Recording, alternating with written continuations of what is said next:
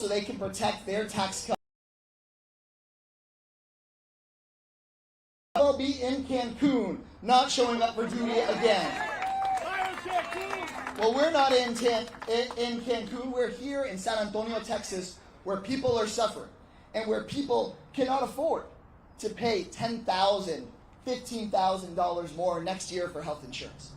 For the folks in the media here watching, for folks watching at home, where are you going to find the $15,000 next year that Ted Cruz wants you to have to pay for your health care? Who can afford that? That's crazy. And the only reason that people like Ted Cruz and Donald Trump want you to have to pay $10,000 or $15,000 more next year is because they want the money for their billionaire donors. And we're here to say, hell no, you've got to listen to us. You've got to listen to the American people. You've got to listen to the people of Bexar County. That's what this fight is all about. I want to end here by reading one letter. I want to read a letter from Ted Cruz's own constituent, because Ted Cruz doesn't want to listen to his constituents, so we're going to make sure that he does. And this letter says, "Dear Senator Cruz, I'm a constituent of yours here in Texas. I'm writing to ask you to reverse course and stop demanding huge cuts to our health care that put me and millions of other Texans at risk. This constituent writing says that he has muscular dystrophy, and Medicaid makes my life possible. It allows me to live at home with my wife and our 2 dogs, to pursue my career and to support local businesses and volunteer in my community. If I didn't have Medicaid, none of that would be possible. But right now, my care is at risk because of the cuts you are pushing for, Ted Cruz. I am not alone. People you represent across Texas and millions of people across America could lose their health care or have their premiums doubled because of the massive cuts you are pushing. No one in America should go without health care so that billionaires can pay less in taxes. Please reverse course, allow the government to reopen, and our health care to continue. Sincerely, Eric from Texas." This letter we're going to make sure we deliver to Ted Cruz's front door right here on this office. That's right. But before we do that, I want to hand the microphone over to a real hero for health care here in Bexar County. Sharice, take it away. Thank you so much, Dr. Joy. I'm Sharice from the video from the San Antonio AIDS Foundation. We test for HIV, STIs, preventive health care. Last year, we tested almost 5,000 people for HIV and diagnosed 60 new infections. Do you think all of those folks came from the same political party? I can guarantee you they did not. HIV doesn't discriminate. We see people from all political persuasions, and the funds that are provided by the federal government allow us to offer health care to all. Also last year, we helped 100 people get onto the ACA. That means that not only do they have insurance now that they can afford to get services from us, if they get in a car accident, they can go to the hospital. This is why this is not just a partisan issue. This is a nonpartisan issue. If we suddenly have 100 more people that no longer have health insurance and they have an accident or they have cancer, or they have some life-threatening disease, and they have to go to the hospital for care, guess what's going to happen in your emergency rooms? Guess what's going to happen to the bottom line for our healthcare organizations? So it's not just nonprofits like us that suffer, and believe me, we will suffer. It's also our entire healthcare industry, which in San Antonio is incredibly important. Not to mention all the lives that are at risk if we remove these options for affordable healthcare. So I'm here today to ask all of our government to remember that this is not just about our lower income people or the people that are marginalized, the people that we think we're not going to care about. This is about everybody in our community. Everybody is at risk. Everybody needs access to health care. Health care is absolutely a human right, and our federal government is obligated to make sure that it's available to everybody in our community. Thank you. Thank you.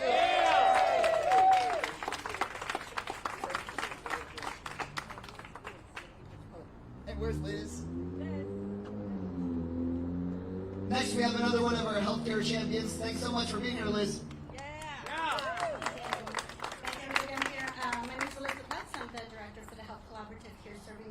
Residents, and we're talking about healthcare, but for us, we know that healthcare means so much more than just health. It's everything that makes us healthy, including food programs, housing programs, and others. And so today we're here representing the many families that we're serving in community, but also the network of nonprofits that are serving those families. The impact to our families is great.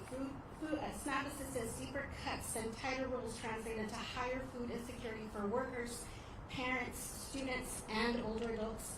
Healthcare costs and enhanced affordable CARE Act premium tax credits are not renewed. Many will lose their coverage as they will not be able to afford marketplace premiums, pushing families into ration care or drop coverage altogether. Medicaid, added work requirements and red tape mean coverage loss for people with unstable hours, including single parents already juggling multiple jobs.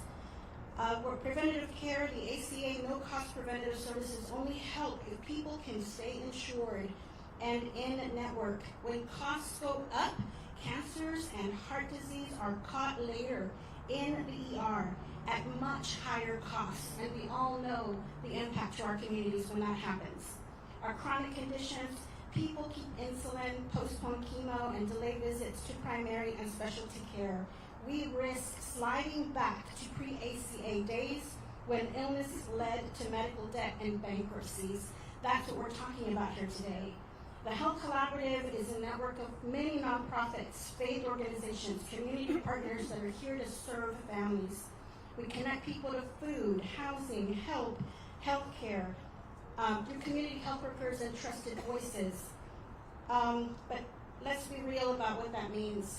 It also means that this fragile network of support is at risk. With all of the different funding cuts that have happened, local nonprofits are already stretched, and funding is patchworked. Wait lists are very real. Staff and volunteers are covering more ground with fewer resources. When federal support shrinks, the line at our doors grow, and we will keep showing up, but this ecosystem needs reinvestment to meet the moment. We encourage everyone, all of the families that are at home, to make your voices be heard.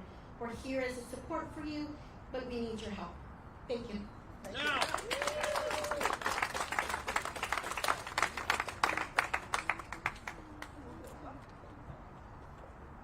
Tenemos aquí también Univisión un poquito en español.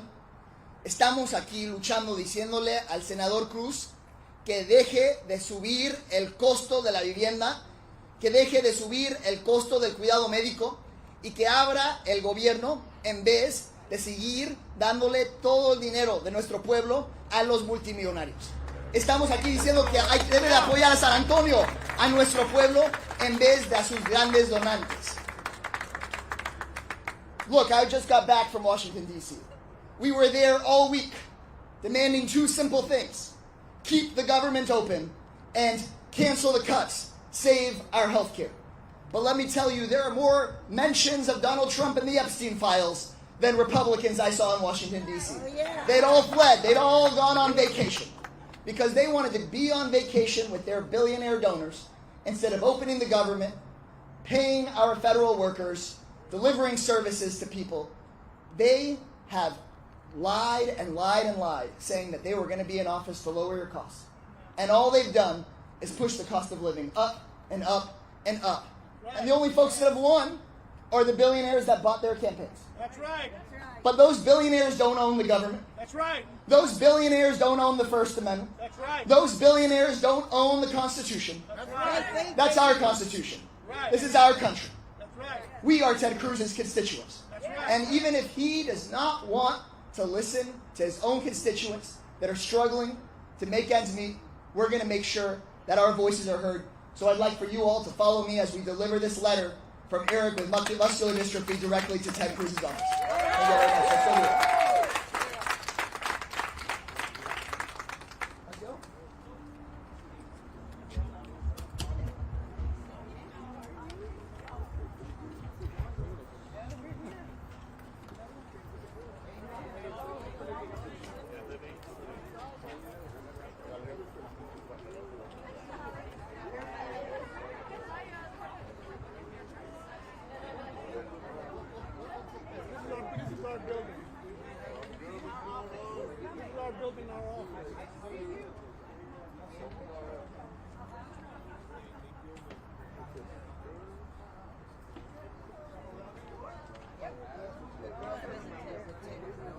to his constituents. He has to listen to us. We'll make sure that fits goes up. We'll make sure not to disturb the phone calls. We're going to make sure to deliver the. And you can go ahead, and I could also tell you that I think some of them already went up there. And he's not here. We'll just try to Never deliver here. this. He's never here. It's in Cancun. He's in Cancun right now. ¿Dónde anda? Está en Cancún. Probably Cancun. En la playa, ¿dónde no yo?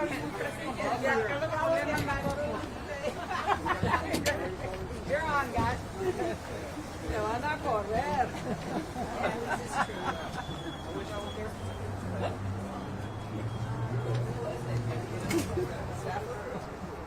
I'll go inside to possibly talk to Cruz, which I doubt. Probably not here. We're going to deliver later.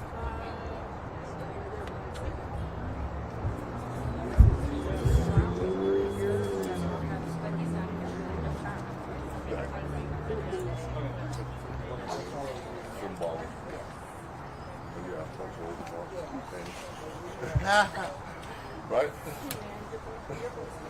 I know.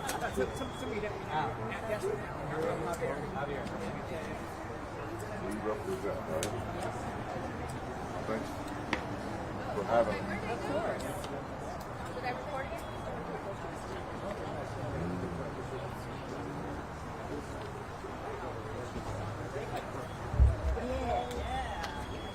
Hey.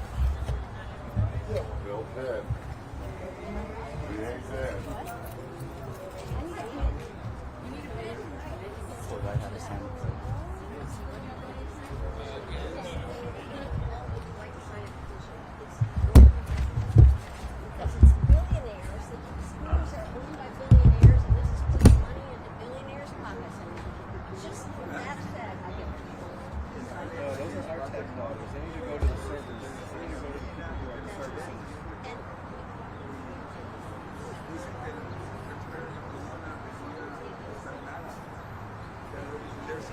Yeah, I'm on that campaign. I'm a candidate for Congress. So,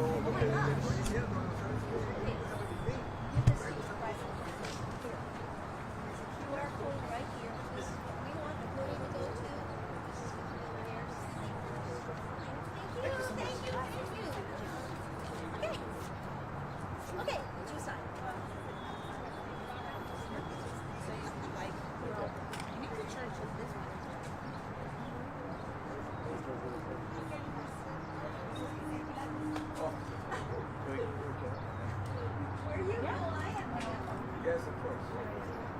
We're connected. This is our biblical board. I'm gonna follow you anytime I can. I'm not gonna do it yet. I'm still on the fence. I want answers, real answers. Well, No, you can tell me whatever, but I want to no, know. okay, yes. We're gonna keep our phone and get in touch. Because at least the organizer is gonna get information. I had told you before that I was a top for 7 years. You were a council leader.